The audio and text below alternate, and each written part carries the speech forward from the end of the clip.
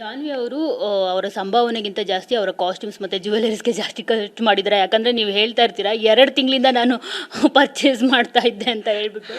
So ಹೀಗಾಗಿ ನಿಮ್ಮ costumes ಎಲ್ಲ ನೋಡಿದಾಗಲೂ ನಿಜ ಮಂಗಳವ್ರೆ, ಹೌದು. ನನಗೇನು ನೋಡಿ, ಈಗ ಶೋಗೆ ಕೇಳ್ಕೊಂಡು ಬಂದರು. ನನಗೆ ಯಾವ ದುಡ್ಡು ಗಿಡ್ಡು ಮ್ಯಾಟ್ರಲ್ಲ. ಯಾಕಂದರೆ ಅದನ್ನು ನಾನು ಇದಾಗ ಹೇಳ್ತಾ ಇಲ್ಲ. ನನ್ನ ಕಾಸ್ಟ್ಯೂಮು, PR, ಮೇಕಪ್ಪು ಅದಕ್ಕೇ ಒಂದು 4 ಲಕ್ಷ ಹತ್ತತ್ರ ಖರ್ಚಾಗಿದೆ.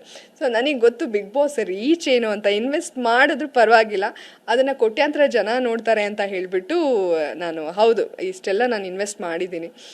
ಒಳ್ಳೊಳ್ಳೆ ಕಾಸ್ಟ್ಯೂಮ್ಸ್, ಅದಕ್ಕೆ ನೀವೇ ಒಂದು ಕಾಂಪ್ಲಿಮೆಂಟ್ ಕೊಟ್ಟರೆ ನಂಗೆ ಎಷ್ಟು ಖುಷಿ ಆಯಿತು. ನಾವು ಅದೇ ಪ್ಲ್ಯಾನ್ ಮಾಡಿದ್ವಿ. ಬಿಗ್ ಬಾಸ್ ಅಂದರೆ ಎಷ್ಟು ಕೋಟ್ಯಾಂತರ ಜನ ನೋಡ್ತಾರೆ, ಲುಕ್ಸ್ ಮೇಲಂತೂ ಕಾಂಪ್ರಮೈಸ್ ಆಗೋದೇ ಬೇಡ ಅಂತ. ಸೊ ಎಲ್ಲರೂ ಹೇಳ್ತಿದ್ದಾರೆ, ಅಯ್ಯೋ ನೀವು ನೆಕ್ಸ್ಟ್ ಡೇ ಏನು ಡ್ರೆಸ್ ಹಾಕ್ತೀರಾ ಅಂತ ಕಾಯ್ತಾ ಇದ್ವಿ, ನಿಮ್ಮ ನಂಬರ್ ಕೊಡಿ, ಕಾಂಟ್ಯಾಕ್ಟ್ ನಂಬರ್ ಕೊಡಿ, ನೋಡಿದ್ರೆ ಖುಷಿ ಆಗೋದಂತ ಎಲ್ಲ ಹೇಳ್ತಾ ಇದ್ದಾರಲ್ಲ. ಸೊ ಅಷ್ಟು ರೀಚ್ ಆಗಿದೆಯಲ್ಲ, ನನಗೆ ಅದೇ ಖುಷಿ ಇದೆ. ನಾನು ಎಲ್ಲ ಡಿಸೈನರ್ಸ್ಗೆ, ನನ್ನ ಫ್ರೆಂಡ್ ನವ್ಯನ್ಗೆ ಥ್ಯಾಂಕ್ಸ್ ಹೇಳಬೇಕು. ಯಾಕಂದರೆ ಪ್ರತಿ ವಾರ ಅವಳು ಡ್ರೆಸ್ ಕಳಿಸಿದಾಗ ಖುಷಿ ಆಗೋದು. ಇಡೀ ಬೆಂಗಳೂರು ಸುತ್ತಾ ಇದ್ಲು ಅವಳು, ಇದೇ ಥರ ಕಳ್ಸೋಣ. ಎಲ್ಲ ಡಿಸೈನರ್ಸ್ ಅವಳಿಗೆ ಕಾಲ್ ಮಾಡಿದ್ರು, ಇಲ್ಲ ನಾವು ತುಂಬ ಯೂನಿಕಾಗಿ ಪ್ಲ್ಯಾನ್ ಮಾಡ್ತಾಯಿದ್ವಿ, ಬೇಡ ಅಂತಂದರೆ ಕೆಲವರೆಲ್ಲ ಕೊಲ್ಯಾಬ್ ಕೊಡ್ತಿದ್ರಲ್ವ, ಅದನ್ನೆಲ್ಲ ಅವಳು ಹ್ಯಾಂಡಲ್ ಮಾಡಿದ್ದಾಳೆ. ಸೊ ನಾನು ಅಷ್ಟು ಚೆನ್ನಾಗಿ ಕಾಣಿಸ್ಕೊಂಡಿದ್ದೀನಿ ಅಂತಂದರೆ ಅದಕ್ಕೆ ಅವಳೇ ಕಾರಣ. ಆ್ಯಂಡ್ ಖುಷಿ ಇದೆ. ಅದೊಂದು ಟಾಕ್ ಆದಾಗ ನಾವೇನೋ ಅಂದ್ಕೊಂಡು ಹೋಗಿರ್ತೀವಿ, ಅದು ಒಂದು 4 ಲಕ್ಷ ಆಗಿದೆ ಎಲ್ಲ. ಅಂದರೆ PR ಎಲ್ಲ ಸೇರಿ ಕಾಸ್ಟ್ಯೂಮ್ ಕೆಲವು ಅಂದರೆ ವೀಕೆಂಡೆಲ್ಲ ಕೊಲ್ಯಾಬ್ ಬರ್ತಿತ್ತು, ಬಟ್ ವೀಕ್ ಡೇಸ್ದು ಎಲ್ಲ ಅಷ್ಟು ಆಗೋಗಿದೆ. ಸ್ಲಿಪ್ಪರು, ಮೇಕಪ್ಪು ಎಲ್ಲ ಸೇರಿ ಅಷ್ಟು ಆಗೋಗಿದೆ.